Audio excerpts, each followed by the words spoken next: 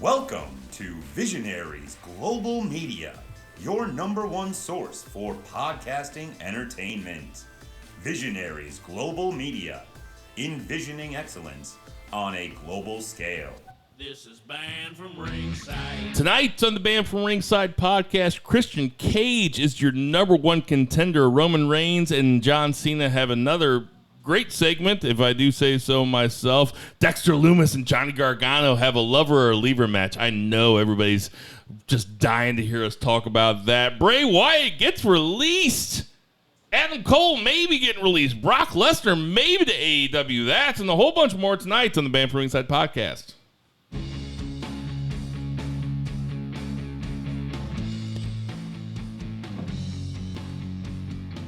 Ditch that 9 to 5. It's time to feel alive. Hello, Mark. So welcome to the Band from Ringside podcast. I am your host, Bill Vagey, as always, a.k.a.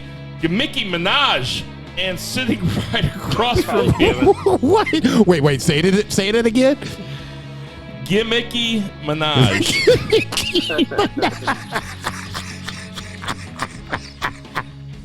That's Comedy Central. I don't know about all No, that's that. good. That's good. I'm sorry. Props to Bo again. Sitting right across from me, we have Jason Cornelius Bell. What's going on, JCB?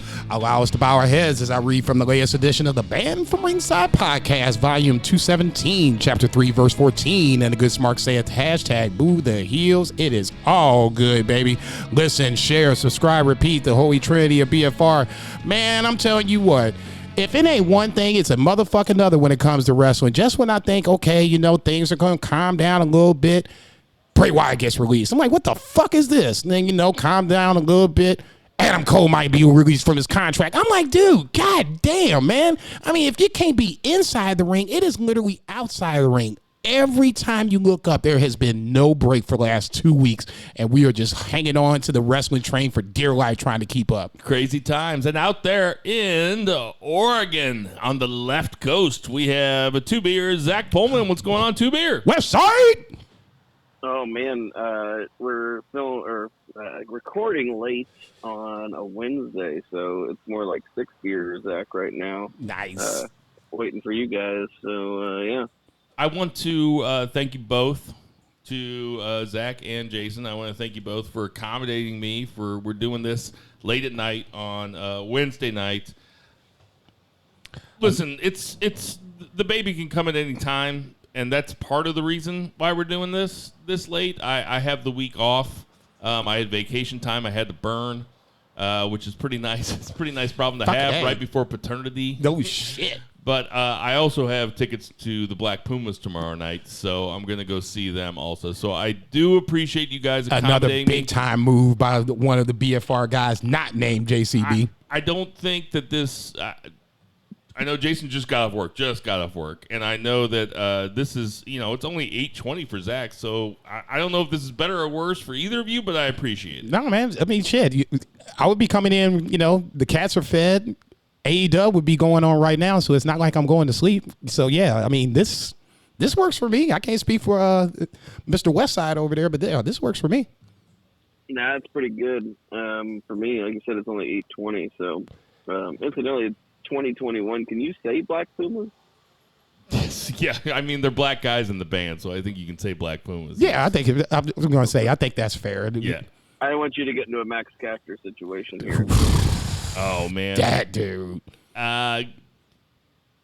Let's talk about Matt Caster in a little bit. I hope none of those people listen to the podcast because we'd be canceled 3 years ago. Mm-hmm.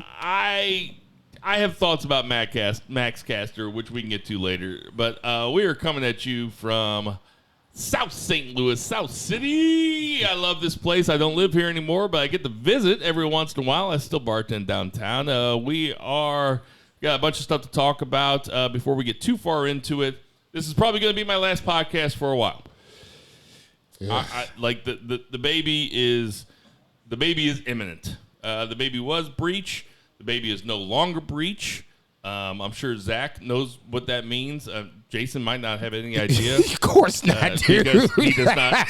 Yeah, because he doesn't. I have sex, but I don't have kids. He doesn't follow up after he doesn't pull out. So But the baby is no longer breaching. We're at 37 and a half weeks, and it's basically, we're old for having a baby. So might be my last one for a while. So let's make it count. No shit. If you want this baby to go to college, hit me up at BFR Bill on Twitter, and we will. I'll sell you some beard balm. I'll sell you some beard oils. I'll sell you some beard shampoo, shower bombs, bath bombs. Bill's Beard Company. Hit me up at BFR Bill. And without further ado, let's get to that. 3 counts. 1, 2, 3. JCV, what's the 1 count? Just for the record, like I said in previous weeks, this kid's going to college. Okay, one way or the other. Dragging, kicking, screaming, Ranking. money heist, whatever we got to do. This kid's going to college. Now, all that being said, let's get to the world of wrestling outside of the ring. Once again, starting the 1 count, where we had another surprise release due to quote unquote budget cuts. Bray Wyatt released on, I believe it was Saturday afternoon, in another surprise WWE move. They said it was budget cuts. You can fill in the blank for what you think it is. I was genuinely surprised. I mean, this was, to me, the biggest surprise so far in this last rounds of cuts was Braun Strowman.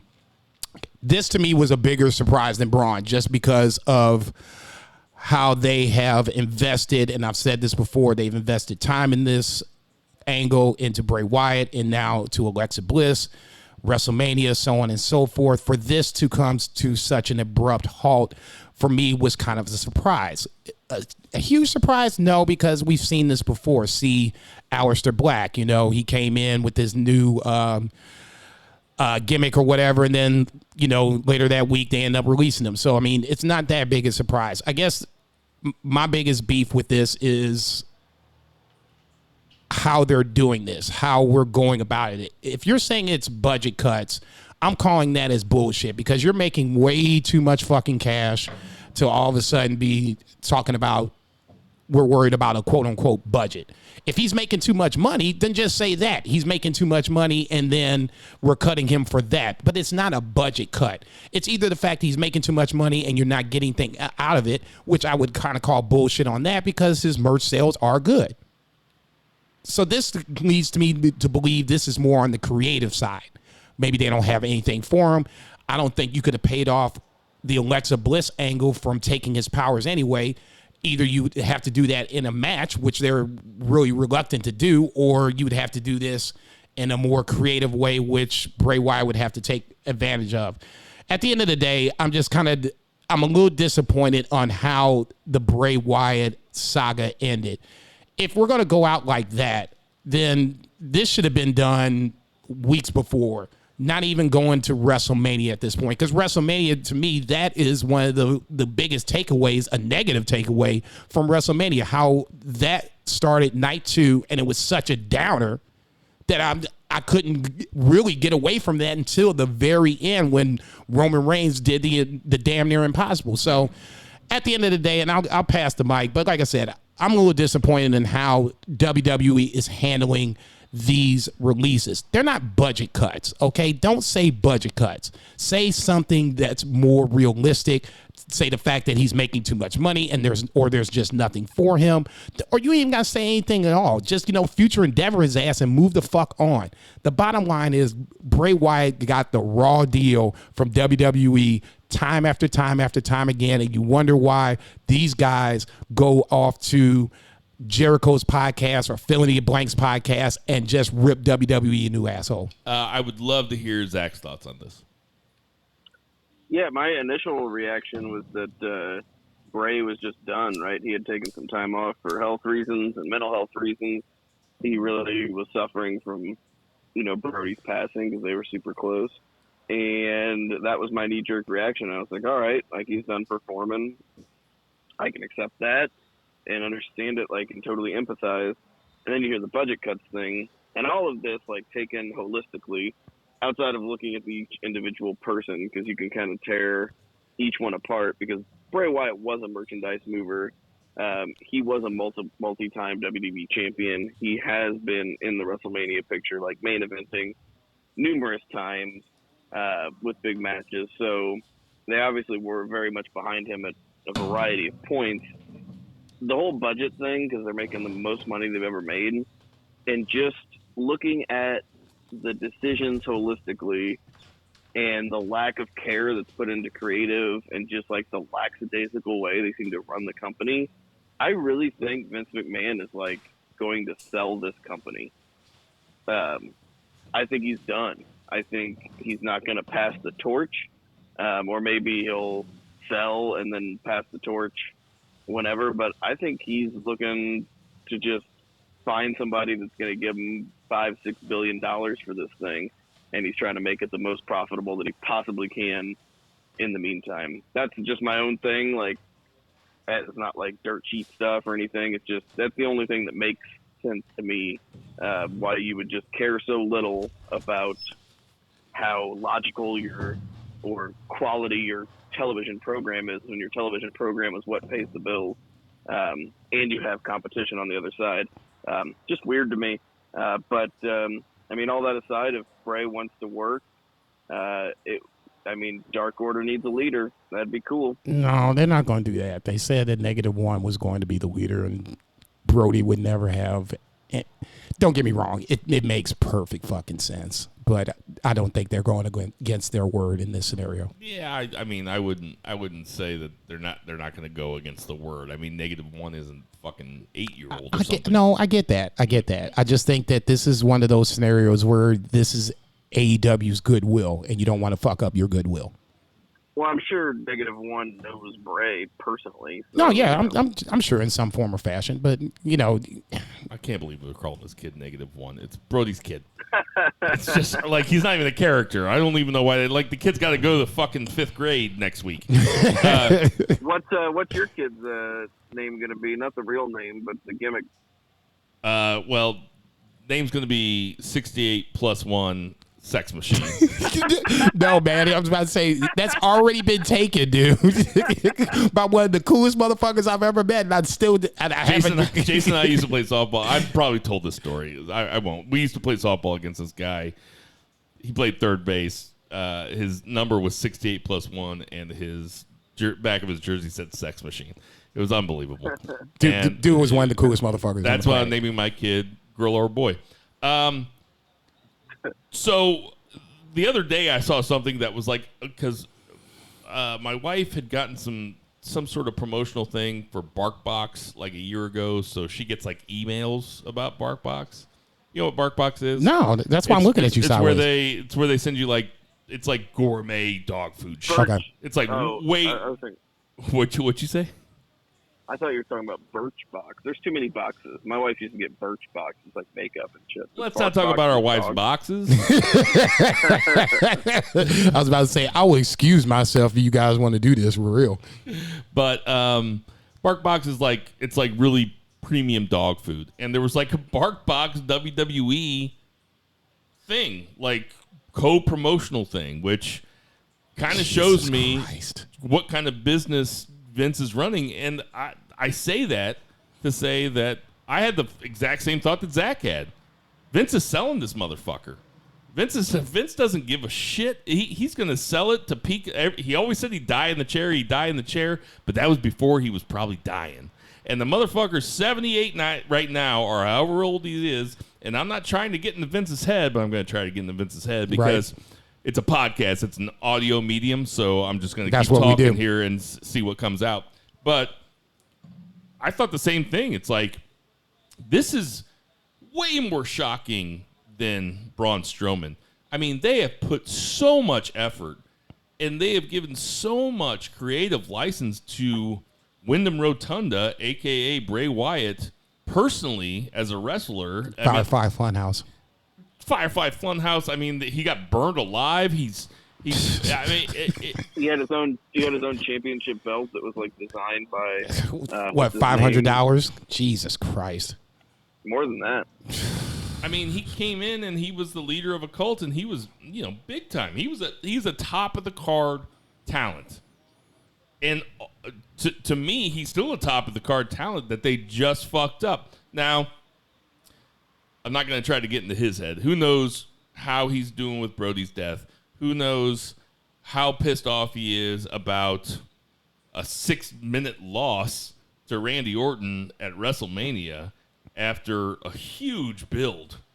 And they were the curtain jerker on night 1, I think. Yeah. It's a shock. It's a shocking release. One of the most shocking releases that we've ever seen. I think, in my opinion. No, I didn't. It seems to me like Vince is selling the motherfucker. Supposedly, Bray was supposed to come back. This is August. So, yeah, he was supposed to come back sometime in August, I'm guessing around SummerSlam, and to make his return, and I guess to start the Alexa Bliss angle back up again. I guess I'd rather them do it like this and shock the shit out of me weeks before SummerSlam versus going to SummerSlam, doing the angle, and then releasing him afterwards. After they released him, though, they should have had Alexa Bliss just snap back to regular, not even have a storyline explanation for it. Just give it a second. It's going to happen. But Give it a second. Let's just cut our losses and just be done with this fucking hocus pocus garbage that Alexa Bliss is a part of.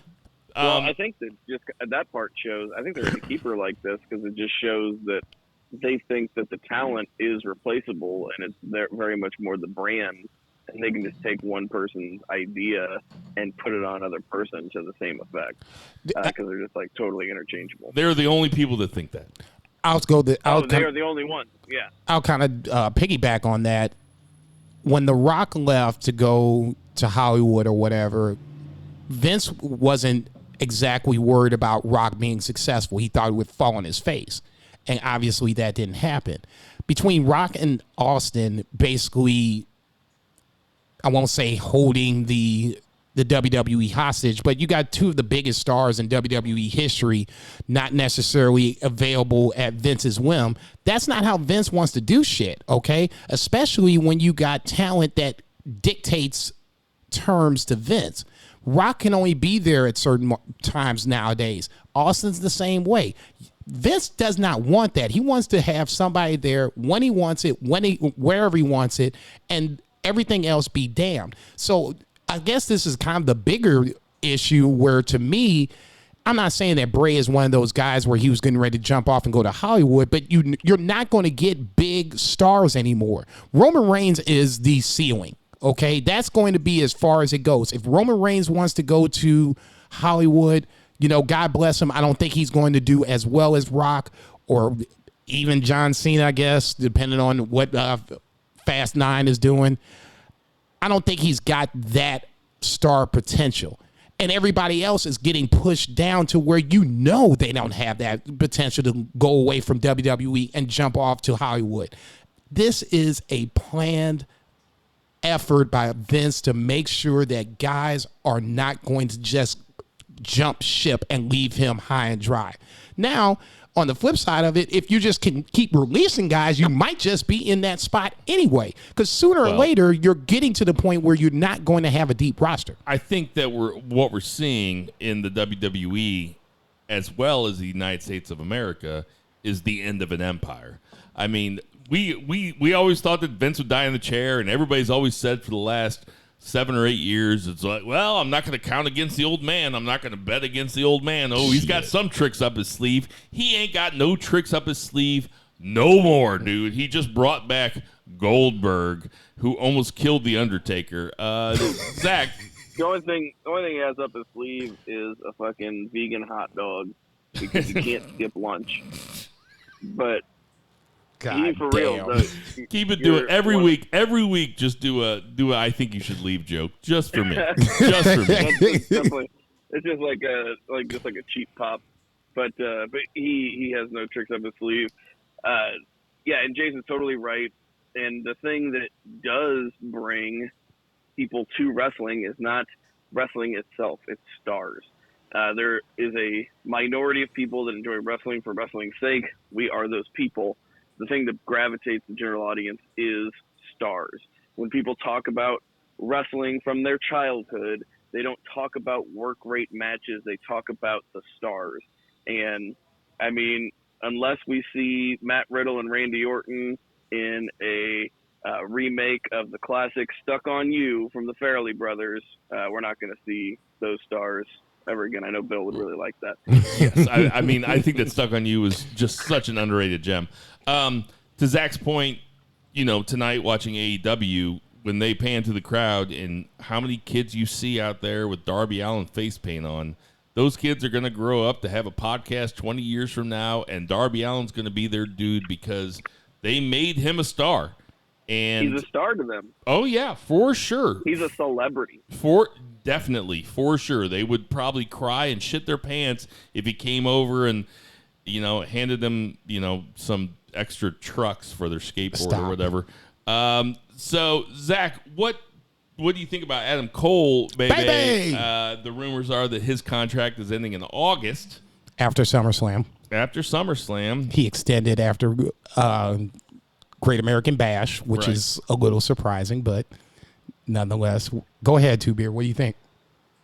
I think this is kind of like the perfect storm, right? I mean, AEW existed because of a perfect storm of free agent talent and a big money backer who happens to be a huge wrestling fan, lifelong wrestling fan, and who's pretty fucking talented at what he does. Like, Tony Khan's like Booker of the Year every year so far, like taking out Gato, who's been Booker of the Decade, right? Like, the dude's awesome. So I think this is like the perfect storm. Whenever I got back into watching wrestling when we started this podcast, I mean, Adam Cole was the Ring of Honor champion. Kenny Omega had won the G1. He was holding that briefcase. Young Bucks were the tag team champions. They might have been junior tag or whatever, but Bullet Club was fresh and strong and hip and cool. And Adam Cole, baby, is a company man. I don't mean company man in the sense that he's a WWE company, but he's the kind of guy that you can put the weight of a company on, and he will carry it. And I'm getting goosebumps right now just thinking about a sold out, like, I don't know, United Center or a sold out, big venue, and he comes out, and that all 15, 20, 25,000, however many people they can pack in that building, every single one of them will scream, Adam Cole, baby, at the top of their lungs. It'll be the greatest moment of his life. And the fact that his girlfriend's there and the fact that he's always hanging out down there because they're all in Florida and you see him on Instagram, he's at the dinners and stuff, like, it's just a no-brainer. I mean, a lot of these guys, you wonder, what are they going to do? And I mean, I know Adam Cole idolized Shawn Michaels growing up. It's obvious. He's like a new version of Shawn Michaels. And yeah, like, he had his run. Like, they're not going to do anything with him on the main roster. There is 100% nothing going to happen for Adam Cole on the WWE main roster. No hope, and it's not his fault at all, because like I said, you can put the whole company on him. But he's carried the promotion. He's carried NXT for years, though. I mean, he's been the star for years. The guy. Even more than Gargano. He's the guy. I mean, I mentioned last week, you guys thought I was crazy when I said Gargano's title run wasn't as good because, his matches were great, but he didn't defend the title a whole bunch when he had it. It was his feud with Ciampa, but, like, Adam Cole was the dude, and that Undisputed Era was the group. And they had a time where they could have struck where the iron was hot and brought him up, and they could have been big stars, but it ain't happening anymore. Man, he really he had to get that little dig in and make it sound like he was right and we were wrong. Like, we didn't say that. How dare he? No. Okay, hang on. I need to take a breath. Yeah, I was getting ready to say. I know what this means. So this means I get to filibuster for 30 seconds. I think you conveniently forget about the Johnny Gargano reign. There was a certain guy named Andrade that he had a nice little monster match with. So, I mean, I get where you're kind of going with this, but let's not just jump on the Johnny Gargano had a bad title run train just yet. Okay. I would never say that. I would never. Okay. Lackluster? Can we go with lackluster? Yeah. Okay. He had a nice little Kofi reign. I liked Kofi's reign just for the record, and I liked Gargano's reign.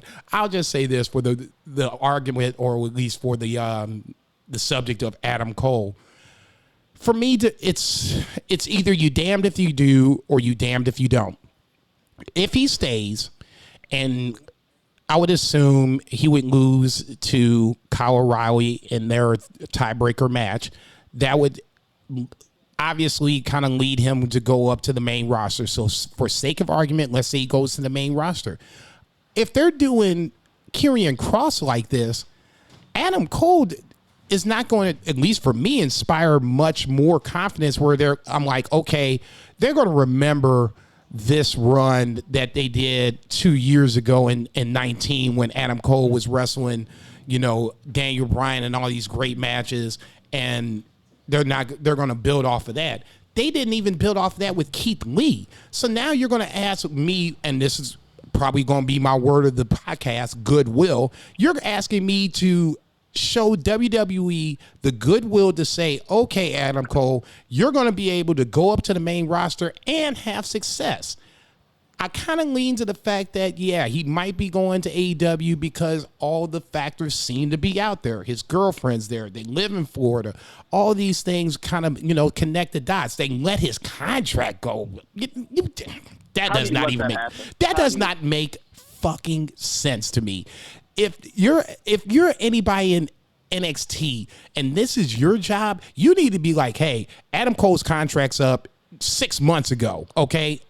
Well, no, they fired that guy, and I think that's the reason. That talent relations dude, he got let go and then got rehired and then got let go again, like just a couple of weeks ago. As well, sure he should. You can connect the dots, and I'm pretty sure that's what happened was that dude let Adam Cole's contract run out because that's a big boon.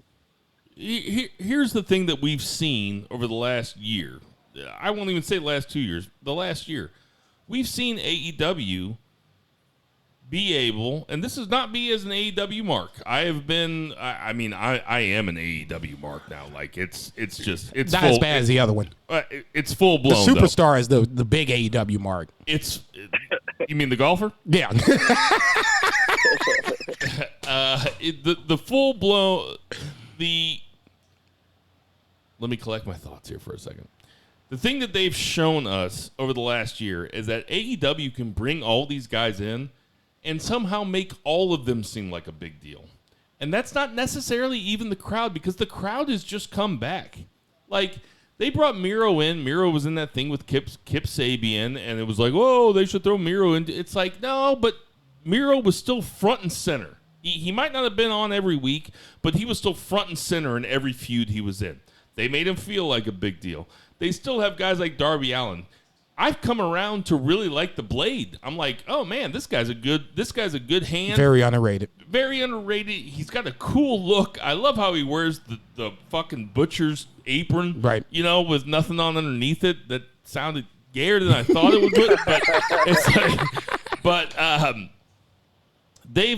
They really have proven that. And even now with Malachi Black, with what happened tonight, we'll get to that later, but they've proven that they can make guys feel like big deals, and maybe all my shit against all of their factions, maybe that was a little misguided. Maybe I was wrong about that. What? What's this? Maybe I was wrong about that. I still feel the same way about the Dark Order, but baby steps. They really do make people feel like a big deal. Like, if Adam Cole comes over, it would be a huge deal. It will be hopefully after Punk, Daniel Bryan, and let's talk about maybe the other guy. There are rumors going around. This is crazy, dude. That Brock Lesnar is in talks. Now, I think we mentioned this last week. We did. Brock Lesnar could be using AEW to leverage a contract against WWE or UFC. The thing is that Vince always had bigger pockets than everybody else. Does Vince have bigger pockets than Tony Khan? I'm not sure he does. It depends on who you ask. Honestly, I think that if you ask me, I think it's pretty even Steven. Tony Khan might have a little deeper because we're dealing with NFL money, and NFL money ain't no joke. Now, all that being said, it's going to boil down to, does Vince need Brock Lesnar? For my opinion, it is an emphatic fuck yeah, he needs Brock Lesnar. So at this point, for me, he it's needs an emphatic fuck no. He's got BarkBox, dude. He's got the Peacock deal. He doesn't have to do anything. He doesn't have to do anything. Okay. He just presses the easy button. Okay. Now, if like you want to CM Punk says, this company makes money in spite of itself. Okay. And he was exactly right 10 years ago. All right. All I'm saying is you keep letting this talent go away, Brock included now. I'm talking about Punk, Daniel Bryan, Malachi Black, Adam Cole, baby, and Brock Lesnar. That's 5 guys I just counted on. He's gone, okay? Miro. Okay, now I'm just saying that if you keep taking, NXT's tag team division's going and left. If you keep taking guys away from the roster, sooner or later, this roster is not going to be good.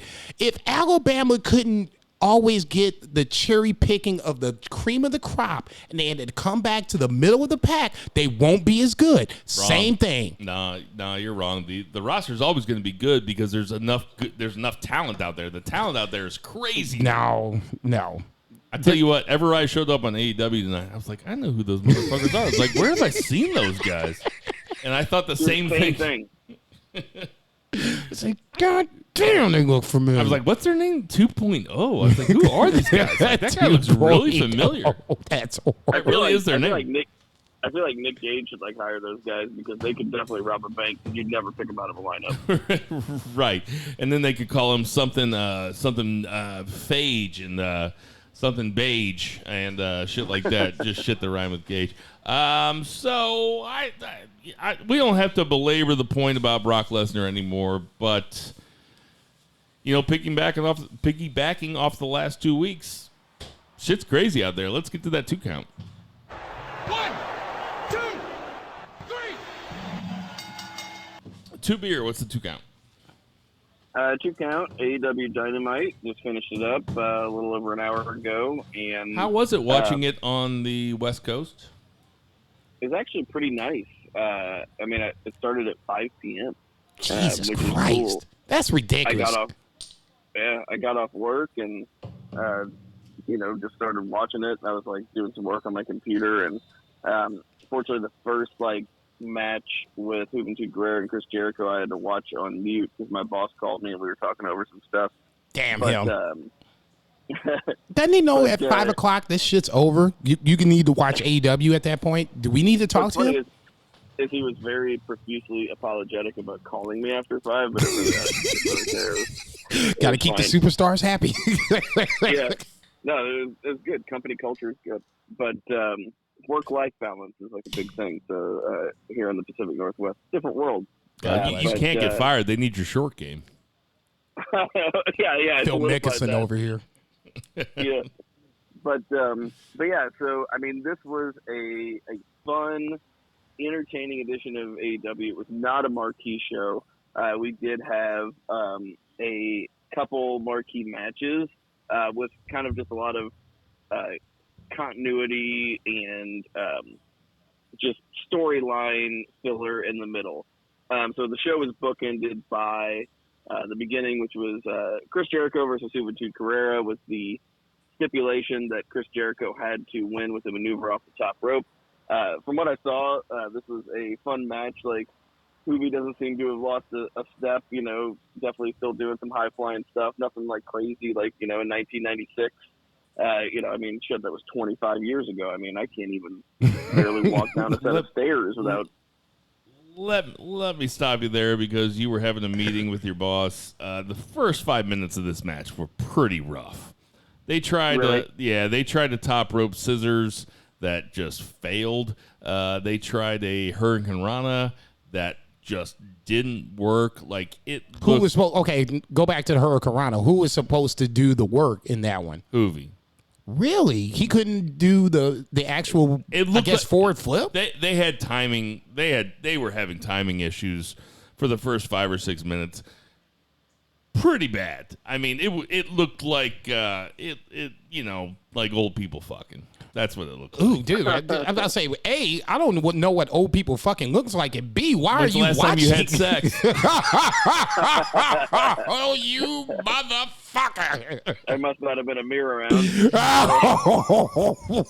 Fuck you, too. I can't believe you fell for that. You're fucking climbing on the damn pile, motherfucker. You goddamn dog piling on a nigga. Shit. It did have the match did have a good finish, and Zach said he was in a meeting, so I understand. Like, he probably wasn't watching as closely as I was. This is the first time I've watched just AEW Dynamite straight through with commercials because I knew I had to come out here and talk about it. And my boss called me and I just didn't answer. I was like, sorry, Fuck you. my first my loyalty to the podcast. Am I not on vacation, people? Why are you calling me? No, nobody calls me. Nobody calls me. But I did watch it. It just the timing was off. They ended up ending it. The last 5 minutes were fine. There was nothing wrong with it. It wasn't great. It was fine. It's just Jericho probably needs somebody a little younger than him in there with him to do some heavy lifting. I guess how old is Hoovy? I guess there's the next question. Not like it really truly matters. Same age as Jericho, probably. Okay, fair enough. Hard living. I'll look it up. Okay, I guess with all knowledge of forethought, I was at work obviously, so I didn't get a chance to see AEW. So I'm gonna have a few questions coming in. Bill told me basically what happened, but how did Jericho win the match? Because obviously he had to come off the top rope to do. He did a spinning Judas. He did a spinning Judas effect. Which I was wondering the same thing. I'm like, what's he going to do? And then it totally made sense. Like, once he did it, I'm like, well, duh. It worked and it looked pretty good. Okay. Then that's what's up. Okay. Yeah, he did a spinning Judas effect from the top rope. He goes over. Wardlow comes out and attacks Jericho. MJF says that next week it's going to be Wardlow versus Jericho with MJF as the guest referee. I don't know how they're going to get out of this one. Maybe they won't get out of this one. What do you think, Zach? I was thinking the same thing. I'm thinking something along the lines of ref bump or Jericho knocks Max out and Aubrey Edwards comes out to a huge pop to count to 3 or something. That's the only thing I could really think of. But they don't tend to book and then try to figure out how to get themselves out of something. They tend to have a plan. So I'm very much looking forward to seeing how clever they are. Okay, now I would lean towards Zach on that one, where I think they have a plan. We just don't. It feels like they've booked themselves into a corner because now MJF is the special guest referee. So I would tend to agree with that. I think we all know that Jericho is going to run the table. It's just now how creative can they get as he runs the table. I mean, there's another way they get creative, though. They could have MJF be completely dirty about it and then have somebody else come in and say, nah, that's not legit. Or they can have Jericho not win the 5 labors and then somehow get into a different kind of... In fact, I would kind of like that. Why does every best of 7 series have to go 7? Yeah. No, I get that. I'll just say this. I think... Because it's wrestling. Right. That, number one, and number two, with Adam Page not going over. No. Sorry. It's not raging the Page with the getting my short blonde Adams mixed up. Right. With Adam Page not going over, I think they're not going to do that same maneuver a second time. One payoff is getting ready to happen. I think this is the payoff that's going to happen where Jericho runs the table. What Kenny Omega does for All Out, I guess we're getting ready to find out in the next couple of weeks. CM Punk obviously being the rumored opponent, or is he? He was wearing Kenny, who was great on the show, that facial hair, just the Harley Race facial hair on such a douchebag. That's what it is. That's what it is. Yeah.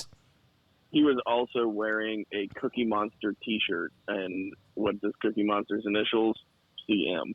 So, yeah, I think that's the only reason he had to be wearing such a douchebag T-shirt, because he would have picked some other douchebag T-shirt. No, but I think that's AEW. They're not too overt, but they're overt enough. That might be some QAnon shit, though. Really, is that really why he was wearing the Cookie Monster shirt? Damn right, man. I just saw it on Twitter, and I was like, man, I was like, look at that goddamn shirt. I'm like, what a douchebag. And then I saw it on Twitter, people, because I was watching live, people were just like, Cookie Monster, CM Punk. It was like Illuminati shit, but it still made sense. Kenny Omega was spectacular on this AEW Dynamite, though, I will say. So were the Bucks. They're wearing rompers, like different rompers. And they have two different color hair now. Okay, so their hair is different color now. So who had what hair? I don't know. Jesus Christ. Zach, help your boy out. I was cooking, too. I got a lot of stuff going on in my house. I don't know. Help your boy out. What did the Bucks... Nick has some, like, highlights, like, much more blondish. It was like strawberry blonde kind of or something. Maybe more red. What did Matt have? You remember Sun In? It was like he sprayed a bunch of Sun In his hair. Oh, yeah, I do remember that. Forgot about that. Sun In. Holy shit. That's some Midwest white people shit. I mean, to tell you. Very much 90s shit. Oh, that just made me feel old. That's a damn shame. All right, keep us going, Zach. So we'll talk about the bookends. So the other end of this was the match between Cody Rhodes and Malachi Black. And Malachi Black came out to a cool entrance. Definitely not as cool as his NXT entrance, but really what is. But he has like this cool thing on the back of his robe or whatever that pops up, and it looks almost like antlers. He looks kind of like a Wendigo monster whenever he's like silhouetted. Very cool. And then very true detective. Very true detective, yes. True Detective season 1.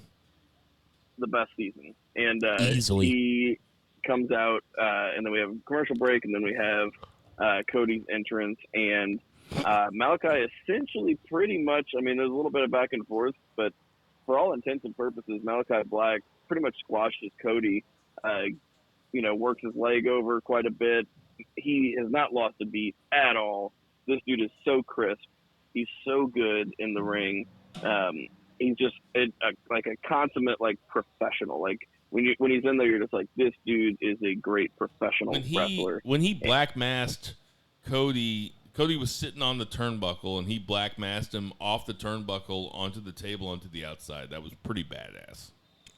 Absolutely, that was super cool. And then the black mask to finish it, and then he takes his time. I say he took 6 or 7 seconds after he black masked Cody before he did the cover, and it wasn't even a cover. He just put his foot on his throat, and they counted the 3. That's a squash. And so Tony Schiavone comes out, is interviewing Cody as Cody's waking up, and this is so believable.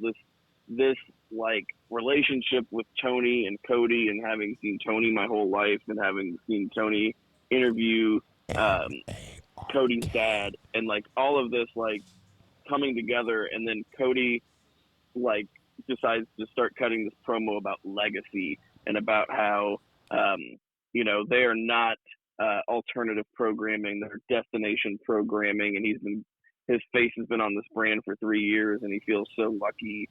And he throws in some work stuff about having disagreements with the EVPs because they're heels and he's a face, and he's talking about maybe it's time for somebody else's face to be on the trucks and the posters, and he's like, maybe I have had some outside opportunities, and maybe that's not the only reason he's doing it. So all of this feeds into reality. This storyline that Cody has done. I'm getting choked up watching him. He's so goddamn good. He's just so goddamn good at what he does. You're getting worked. I'm not even believe you. You're getting worked. Unreal. I got worked so hard because I knew he was leaving because he's doing this show, right? So I knew he was leaving. And so I why get are you worked. getting worked? Dude, the guy took his boots off. He's Undertaker took his boots off. He came back. Hold on. He took a boot off. A boot, yes. So he took and Malachi Black hit him with the crutch before he could take the other one off. And that's when I knew it was 100% an angle, and I was like, God damn it, I got work. But like, that's why I love wrestling. It's like, I wasn't even mad. I was just happy that I got worked. I was happy that I was so invested that I got work. That's I love you, Zach. But that's why I love that's pro wrestling. That's man. pro wrestling, and that's pro wrestling at its best. Like it or not, whether you like AEW or not, whether you like WWE or not, the emotional investment is what makes pro wrestling great. You know what I'm saying? When you're up late at night and you're seeing Kenny Omega, doing a V trigger into your screen and knocking on, Okada into that screen, that's what makes things great. Okay, This is one of those things. I'm not gonna make fun of Zach for getting worked. I will say that, I will. Mark. I was sitting there and my wife wasn't paying attention. I was sitting there getting ready to drive down here to Jason's. Like, I was getting ready to take off right after, so everything could be ready, so the podcast could go. And when the match ended, it was 7 minutes left. I was like, "What is going on here?" And I was like, "No, Shivani's out here. Right. He's talking to Cody. You better stay. This is some NXT shit." And then Cody started talking, and I just kept looking over at Erin. She was not paying attention to me at all, and I'm just looking for some kind of human connection, while this is going on, and she's just not giving it to me at all. And I started petting Reba, and Reba starts looking at my face. I was like, I know, it's fucked up, right, Reba? What's wrong with Cody? And then Erin goes, "Why do you keep looking at me?" I was like, I don't even know what he's doing. Like, is he getting ready to retire? Is he trying to play? Like, is he kayfabe retiring? And then he took the boot off, and Aaron's like, he's just taking his boot off. I was like, no, that's a thing. Yeah, that's a thing. That means he's that's retiring. And I go, I wouldn't be surprised if the lights turned off right now, because I was ready for the lights to turn off and the lights turn back on, and Daniel Bryan's there or something like that. And then Aleister Black just came out and crushed him with a crutch and just kind of like smiled over him and took off again. It was well done. Cody is good at what he did, good at what he does. I never thought for a second, I thought that he was getting written off TV for 6 months or something, which he probably should be, especially. His reality show is getting ready to come up. He did have a line where he said, some other people, maybe it's time for me to step aside and some other people can eat. And I was thinking, okay. He's like, we set this table. Now it's time for other people to eat. Scorpio Sky. Excuse me. Well, I mean, there's also CM Punk and Daniel Bryan and hey, man, Brock look. Lesnar coming Okay, in. Scorpio Sky. Look. Have fun on Dark, dude. Anybody that looks like me should at least have some sort of opportunity at said table. That's all I'm saying. Gary Payton should challenge for the Neverweight Open Championship. Fuck you. Oh, you mean look like you just black? Oh, I thought you meant actually look like you. I was thinking about the glove. Yeah, Gary Payton should not be coming for the Neverweight title at any time. Jason, I know you didn't watch it, but do you have any thoughts? You told me what was happening, and I was just like, damn. To me, the two major questions that I had immediately was, you said it was a squash, so I was like, is it 1 minute, 2 minutes, 5 minutes? You were like, it's 5, 7 minutes. I think it was less than 5. But then I was like, okay, so. I can check it real fast. So it was like, at that point, that's what we want. You know what I'm saying? As much as we don't want Cody Rhodes to be the gatekeeper, he's the gatekeeper for a reason, okay? Brody Lee crushing Cody Rhodes is one of those memories we will always hold. I haven't seen what Aleister Black did, but that was the second question. I was like, was it worse than Brody Lee? He was like, yeah. I was like, oh, really? So I'm like, at that point, you've already piqued my interest, and I haven't seen this shit. And that's, once again, going back to the word of the day for this podcast is goodwill. Goodwill goes a long, long way. Even I haven't even seen this, but now that I'm talking about it, I'm starting to get giddy because I'm thinking, okay, number one, they did it right. Aleister Black, aka Malachi Black, shouldn't come off of the side of the milk carton and just lose his first match like Karrion Kross, or let's trade, wins like Kross and Keith Lee. He came out and crushed the face of AEW the way he should. That's what I'm talking about. Okay, now from there, we need to book him strong, and that's where, things might get a little jippity-joppity. But at least you did it right the very first time. He came out, crushed his ass, put his fucking foot on his fucking throat. That's how we do. This is Malachi Black, and that makes him look like a legit threat versus Karrion Kross that loses his first match, fuckery or not, versus Jeff Hardy. All right, let's keep it going, Zach. What else happened? I'm still stuck on Jippity Joppity. I was going to let it go. Like, not my word. Shout out to John Collins. I love you, brother, but that is not my word. John Collins. I thought you were going to say fucking Dick Gregory or something. No, he says Jippity Joppity all the time. That's my boy. But it's true. It's no different. There was some stuff in the middle here that was fun. I mean, we had some Adam Page storyline stuff with, and one thing I like about AEW is they try to set up these storylines so that at least like it's believable, like whenever it's on camera. So like they're doing an interview with the Dark Order, and Page just kind of comes in from off camera. It looks like just to grab a beer. Yeah, and they're like, "Oh, hey."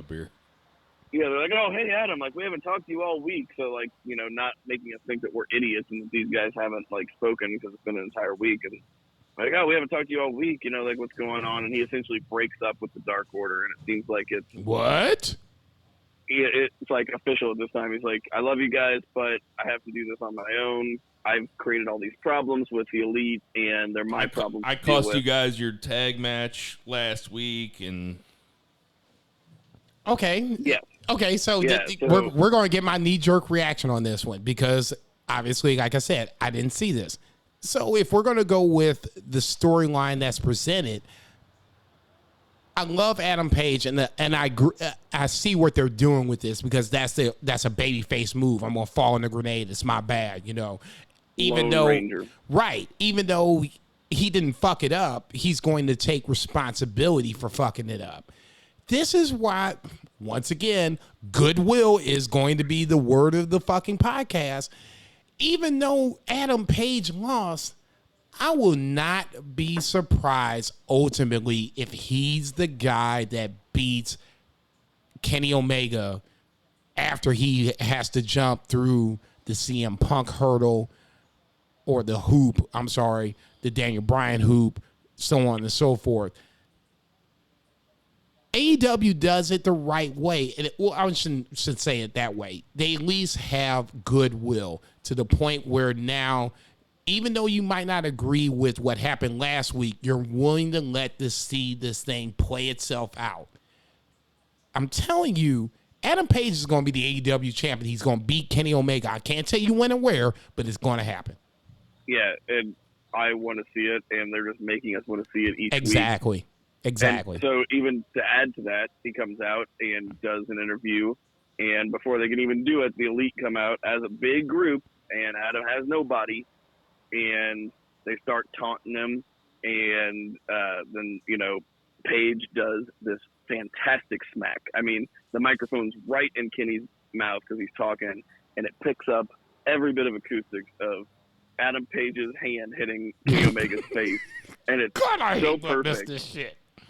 And then they just destroy him. They give him the Magic Killer, and the Dark Order comes out. But then Stu Grayson essentially gets in front of him and says, "Hey, no, Adam wants us to stay out of his business." So he kind of corrals the Dark Order, and they go back. So then he has nobody, and Frankie Kazarian comes out to try to make the save, but that doesn't work because he's just one dude. He runs wild for a minute. And then Adam gets another belt shot, Kenny gives him another belt shot. So This is very much just making us want to see Kenny's comeuppance via Adam Page, not via anybody else. We all love Kenny because of his in-ring ability, and even people that dislike him as a heel love him as a performer. And you want to see him lose, not just to anybody. You want to see him lose to Adam Page. This is the overarching storyline, And this is Adam Page's story since the first AEW show ever. That's he was right. like in the number one contender. When we were arguing about who should be the first champion. Yeah. Yeah, and I mean this is long-term storytelling, and it rules. I'll just say this. From what I'm hearing, my only question is this. Stu Grayson and Evil Uno are quote unquote holding back the Dark Order. There's like 15 of these guys. Give me a fucking break. I mean, 2 guys are going to hold back 15. Listen, there's a chain of command. There's a chain of command. Okay. And either they respect if it's Evil Uno, you respect the chain of command, or the whole thing falls apart. No. You ever seen Band of Brothers? You ever seen Black Hawk Down? I have not seen Band of Brothers. I have seen Black Hawk Down, and I would say on there's a chain of command. There's not. There could be a chain of command. There can also be like a deviation from said chain of command. Okay. See, January 6th. Let me tell you. Yeah, okay. Yeah, that's a good point. I mean, but yeah, okay. Okay, All I'm right, just all saying. right, Okay, I'm just making sure. Did I get the date right? Did I fuck that up? I want to tell you the part of AEW that warmed my heart the most. Is there was a 6-way match between Everrise and Daniel, a guy named. Did I write this down right? Daniel Garcia. Maybe. I don't know. He was new. I'd never seen him before. They're just 3 dudes. Don't look at me and shit. I was over here kissing ass. You know everybody. I wasn't watching. I didn't recognize him as Everrise either. And they come out. Told me it was Everrise. Darby Allin comes out first. Eddie Kingston and Moxley come out. And so it's going to be Allin, Moxley, and Kingston versus these dudes. And they have about an 11-minute match. And in front of a live crowd, Eddie Kingston came to AEW during the pandemic. Did not have a whole lot of, was not able to perform in front of a live crowd. And when he did perform in front of a live crowd, it was, a bunch of undercard guys and jobbers and shit like that. People that were on the payroll, but that's what they had to do during the pandemic. There's nothing wrong with that.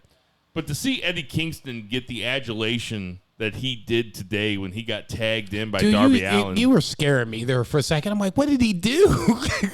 Oh, he was beloved by the crowd. The crowd went crazy for Eddie Kingston, and you could see, and I had the volume down low because I was doing other stuff and I was in the other room, but I saw him when he got tagged in, and with the volume down low, I could see him, body language means something.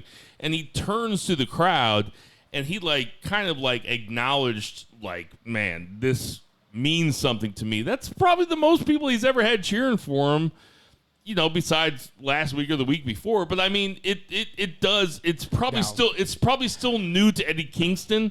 And Eddie Kingston, as a guy who I follow on Twitter, and as a guy who I've heard in interviews, and as a guy who seems like a genuine fucking lifer, and a guy who's very loud about Black Lives Matter and about taking care of your friends and shit like that, it really warmed my heart to see him get the ovation and the fan love that he got. Did you get that too, Zach?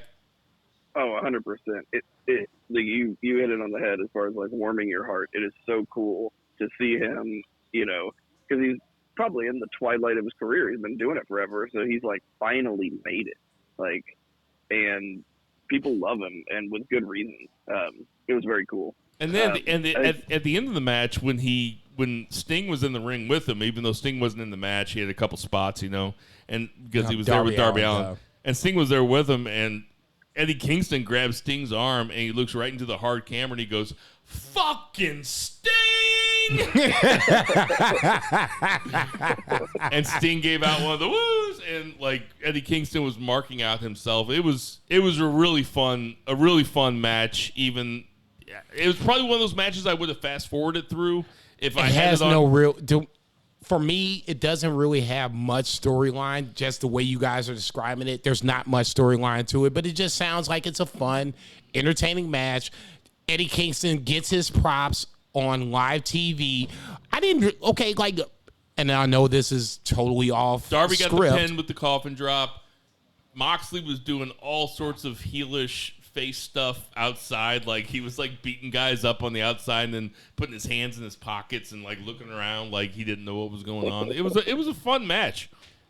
Yeah, a lot of guys like a house show match. A lot of guys and I know, our podcast goes regardless, but a lot of guys that we have seen on TV in some form or fashion have not had matches in front of live fans. Dominic Mysterio is the first guy that I think of off the top of my head. He's been around for a hot minute, and I know that this is the AEW segment, but this is one of those guys. Miro, if you want to go stick with AEW, Miro is going to be one of those guys that up to this point didn't really have a lot of matches in front of AEW fans. For me, that to me is the litmus test. I always wanted to see who was over when the fans came back. Was it Darby Allin? Was it Orange Cassidy, John Silver? These guys that... Turns out it's all of them. Right. Okay. Ultimately, that's where I'm starting to get to, but my opinion is one thing. When you have 10,000 people saying that my opinion is wrong, that's something different. Yeah, that was fun. And then I think really only other thing, another thing of note, a couple things with the women's division. Britt Baker, huge star, another self-made AEW star, total heel, but everybody loves her. People chant that DMD, and it's just so cool to see her really kind of come into her own. And Red Velvet comes out to challenge her.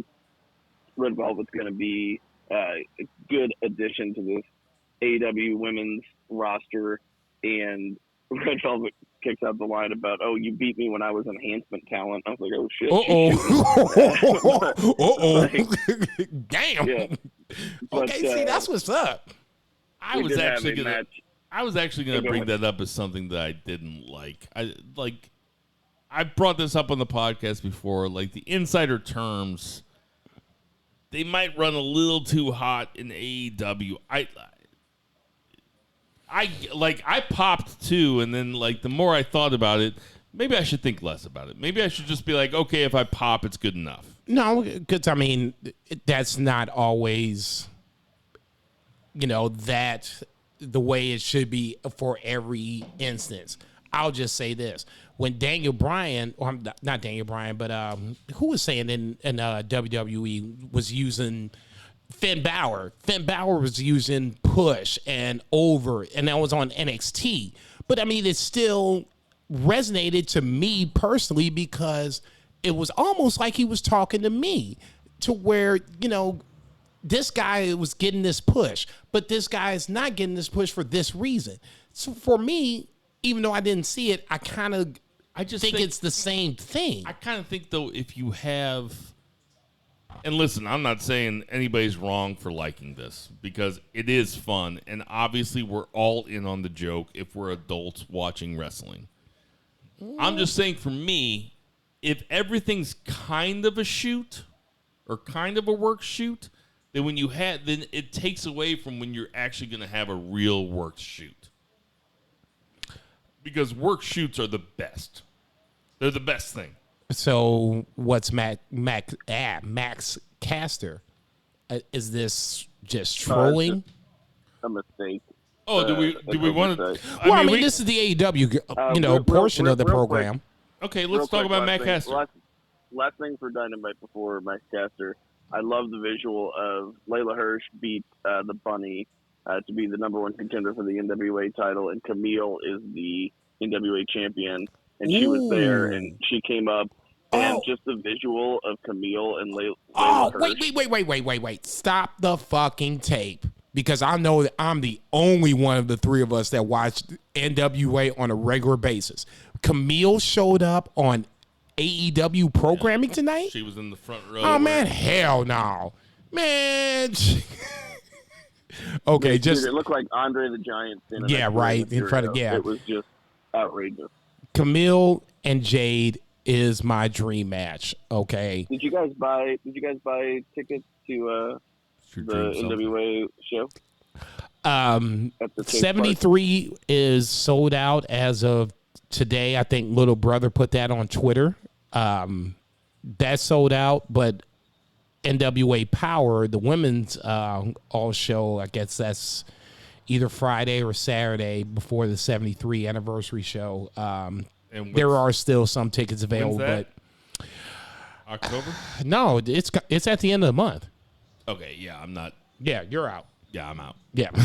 I'll say, sit your narrow ass down. You can sit down for a little bit, take a couple plays off. But that's great, honestly. I mean, all bullshit aside, just for 30 seconds, woo for the Lou. We're one of those cities that has been overlooked for a long, long time. This has been a major hub for NWA when I was a kid. This is a good fucking thing to put St. Louis back on the map as a wrestling city. I know Chicago's there. That's AEW land, and I get that. But let's not forget about this little Lou over here, because we have a lot of fucking wrestling history over here. Wrestling at the Grandel will probably get a little bit of a little push on that, but we'll talk about that. All right, later. let's do some quick hits at the end of AEW. We had Brian Cage and you want to talk about Max Caster? I do want to talk about Max Caster. We'll save that for the end. Let's Brian Cage versus Ricky Starks. They both had a promo segment. It was a little vignette segment. I gotta say, that's the most I've ever heard Brian Cage talk. The dude's probably a pretty good talker. Like, he seemed like a real baby face. Ricky Stark seemed like an asshole. It made me want to see the match more. I know that people are kind of disengaged from this Team Taz thing, but I don't know. That's the thing that made me like Brian Cage more than anything I've ever seen. Zach, am I wrong? Oh no, it was good. Like, he does a good job speaking. Like, he doesn't need a mouthpiece. He definitely is one of those guys that can stand back and look formidable while like Taz talks, but it's not required. Yeah. Okay. Miro versus charisma. Miro versus Lee Johnson. Better match than I thought it was going to be. Lee Johnson looked really good. Miro made him look really good. Miro eventually ended up taking them breaking out. them in half. Yeah, with the accolade. Poor Lee Johnson. I'm looking forward to seeing who faces Miro next. Kip Sabian is my knee-jerk reaction. They've been teasing it a long time. It feels right. I mean, it's a match that Miro should win, no matter who it is. I don't care who it is at All Out. Daniel Bryan. He should win that match. Okay. Okay, there you go. Okay, I said okay. Does that make you feel better, motherfucker? Yeah, that's the fine. wolf is coming. I'm just fucking. No, because I know you. I know what you're trying to do. What am I trying to do? You're trying to get me to really just make myself look bad over like 2 or 3 years saying how bad that Rusev was. And Rusev that's is different. what my plan is. I got a real fucking long game here going. Real long con. Have you ever fucking met me? Yeah, you're a gambling motherfucker. I don't remember what happened last week. 2 or 3 years. Zach, what did you think about the match? Yeah, it was totally fine. I mean, the outcome was expected, but yeah, I mean, it's good for Lee Johnson to get some, shine going on there, get a title match, and who do you think that Miro I thought faces? He looked great. Okay, who do you think Miro faces at All Out? There you go, because that's the ultimate question. Who do you think Miro faces at Rampage? I mean, there's another pay-per-view in between now and All Out. That's not a pay-per-view. It's on a Sunday, Friday right? show. No, that's a Friday. That's the new every Friday show. It's another hour of television. That'll be the hour after SmackDown. Really? Yeah. Yeah. You would think that somebody that has a wrestling podcast would know that. Well, you got a baby coming, so I'm gonna give Rampage, you the spot Adam on Page, that. Christian Cage, Brian Cage, Diamond Dallas Page, Ethan Page. Oh Jesus, that should be the whole Rampage like opening segment with everybody